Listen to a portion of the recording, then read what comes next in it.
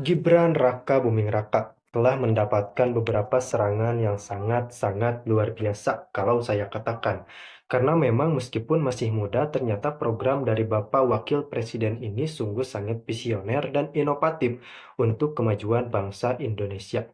Bukan berarti saya mengagung-agungkan Wakil Presiden Republik Indonesia, namun inilah fakta yang terjadi di lapangan. Kita tidak bisa menolak itu semua karena bagaimanapun suara negatif terhadap Bapak Wakil Presiden Republik Indonesia Gibran Rakabuming Raka, ternyata hasil kerja dan capaian kerja beliau sangat luar biasa dan itu tidak bisa kita bantah dan kita tidak bisa menolaknya karena itu merupakan sebuah fakta. Berbeda dengan opini, opini bisa saja dimentahkan, namun fakta di lapangan tidak bisa kita tolak. Iya, begitulah.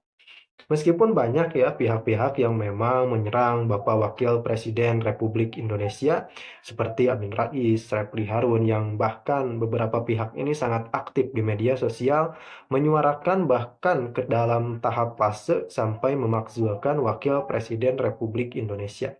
Ini tentunya saya kira sudah sangat-sangat luar biasa serangan terhadap Wakil Presiden Republik Indonesia Bapak Gibran Raka Buming Raka atau yang biasa kita menyebutnya Mas Wapres. Ya, memang ketika seorang pemimpin ada wacana dimakzulkan, tentu saja ini ada kesalahan, kesalahan yang dibuat oleh pemimpin tersebut. Namun yang saya lihat, Wakil Presiden Republik Indonesia ini justru memberikan yang terbaik untuk bangsa Indonesia, serta beliau adalah harapan anak muda yang memang diharapkan menyuarakan suara-suara anak muda dan melakukan inovasi-inovasi terhadap di kemajuan Indonesia. Lain. Gitu. Jadi ini kompak banget. Bahkan gini, teori bahwa Prabowo dan Jokowi itu pecah, itu bukan cuma batal, tapi juga ketinggalan zaman. Sekarang ini ketinggalan zaman, bos. Bahkan sekarang terjadi kekompakan antara Jokowi, Prabowo, dan SBY. Yang nggak kompak cuman Patri aja ikut, kadang-kadang Patri aja ikut ya sebagai wapres. Patri Sutrisno. Sutrisno ya? Iya, kadang-kadang support kan. Berarti yang belum siapa tuh, Bang? Kalau kontar. Oke, soal Gibran lagi Bang, gimana tadi? Gibran, saya nggak berani ngomong ya, karena begini, itu kan barang yang belum terjadi dan kita nggak boleh, yang kita tahu bahwa dalam konstitusi itu yang punya kewenangan itu adalah presiden. Ya. Dan itu semuanya nanti terserah presiden terpilih ya, atau presiden yang akan dilantik nanti bukan presiden terpilih, presiden yang akan dilantik nanti yaitu Pak Prabowo untuk memberikan tugas-tugas dan ya tugas-tugas kepada Mas Gibran. Kita nggak tahu akan seperti apa, akan tergantung kepada gayanya Pak Prabowo. Kan ada yang mengatakan ya, ini bukan saya ya, nah, jadi supaya saya aman. Ada yang mengatakan misalnya bahwa Pak Prabowo itu orangnya makro, sehingga kemudian ya mikro-mikro nanti dibantu oleh Mas Gibran. Ya. Lalu Pak Prabowo itu orientasinya atau passionnya kepada politik internasional, pertahanan, ya, ke luar negeri. Sehingga kemudian nanti ya mungkin Mas Gibran lebih diberikan peran untuk urusan-urusan domestik, urusan-urusan yang lain-lain. Gitu. Ya mungkin saja. Apalagi memang secara usia kan Mas Gibran masih sangat muda, ya. Jadi secara energi, stamina itu juga tentu lebih leluasa dibandingkan, mohon maaf nih misalnya ya, dibandingkan dengan Pak Maruf Amin ya, Pak Pres sekarang yang notabene sudah relatif sepuh. Tapi apapun bagaimanapun menurut saya kita jangan komentarin dulu. Analisanya ini post factum aja, nanti kalau sudah kejadian ya, itu kita akan lihat dari Pak Prabowo. Kalau kita lihat cara Gibran memimpin di wali kota misalnya, itu kan gayanya kan kemarin juga sudah mendeklar sebenarnya untuk mau akan banyak belusukan. Nah, tapi itu kan secara ya hanya daily activity-nya aja, tapi secara politiknya nanti perannya sejauh apa? Perannya sejauh apa gitu? Ya nggak tahu. Balik lagi gini, kita itu nggak bisa ngomong banyak mengenai Wapres ini karena kalau bicara konstitusi itu cuma satu kalimat saja, dibantu seorang wakil presiden, presiden dibantu oleh seorang wakil presiden. Nah dibantunya apa? Itu menurut saya itu juknisnya belum ada. Itu rentangnya bisa lebar sekali.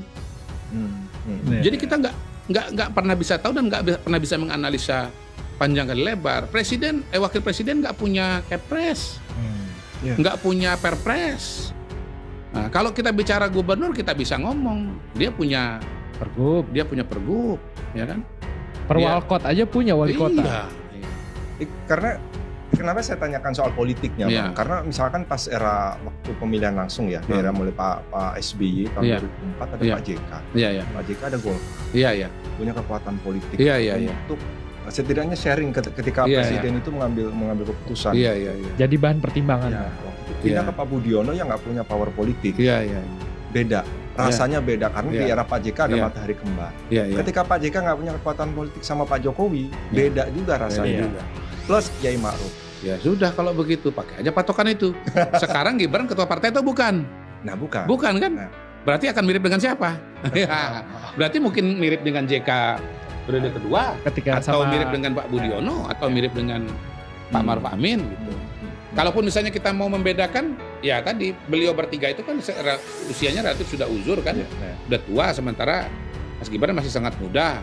Nah tentu ini akan dioptimalkan oleh Pak Prabowo. Logikanya kan begitu. Tapi ini kan kita logika awam dan kita dari luar. Kita nggak tahu bagaimana praktik dan implementasinya nanti. Ya memang itu akan jadi pertanyaan setelah pelantikan sih Bang. Karena Gibran sejauh ini belum punya kekuatan politik dalam artian partai ya kayak Pak JK gitu. Karena Pak JK salah satu jadi contoh wapres yang punya kekuatan. Pada saat itu Pak SBY juga ketika mau ngambil kebijakan lihat dulu nih Golkar setuju kan karena ketua umum kan. Nah, posisi Gibran nih kira-kira gimana ke depannya? Saya paling nggak begini ya, saya bisa mengatakan gini. Mas Gibran pasti tidak akan mengganggu Pak Prabowo. Kalau bacaan saya ya pada Pak JK ini yang kita tunggu nih cluenya nih. Pak JK tahapan pertama itu pada periode pertama itu menurut saya Pak SBY banyak terganggu. Pak SBY waktu itu adalah Pak JK waktu itu adalah gas, Pak SBY malah rem kan kebalik kan. Sebagai presiden gini gitu kena sundul terus gitu. Lebih baik. Iya, makanya kemudian di periode kedua SBY nggak gandeng JK lagi. Nah kalau itu sebetulnya Mr. Q juga udah memprediksi jauh-jauh hari. Jadi 1 tahun sebelum Pilpres 2009 saya udah ngomong sama Pak JK, Pak SBY nggak mau sama Bapak lagi. Pak JK nggak percaya sama saya. Bahkan 3 kali saya ketemu dengan Pak JK untuk mengatakan hal yang sama. Sampai akhirnya betul-betul terjadi Pak SBY nggak mau dengan Pak JK. Jadi kalau soal akurasi itu dari dulu sih Mr. Q. Cuman kalangan terbatas ya, gitu loh. Kalangan terbatas aja. Jadi dari tanda-tanda, dari fakta-fakta, dari informasi yang ada, kita tuh udah tinggal bisa buat trajektori aja. Dengan informasi yang saya punya, saya yakin bahwa Pak SBY itu nggak mau dengan Pak JK. Salah satunya apa? Karena beliau satu secara kepribadian terlalu agresif ya, terlalu aktif. Yang kedua dengan kekuatan dia sebagai Partai Golkar, maka kemudian saya kira pada waktu itu ada hal-hal yang Pak SBY itu sebetulnya aslinya nggak mau, tapi terpaksa karena ada Partai Golkarnya.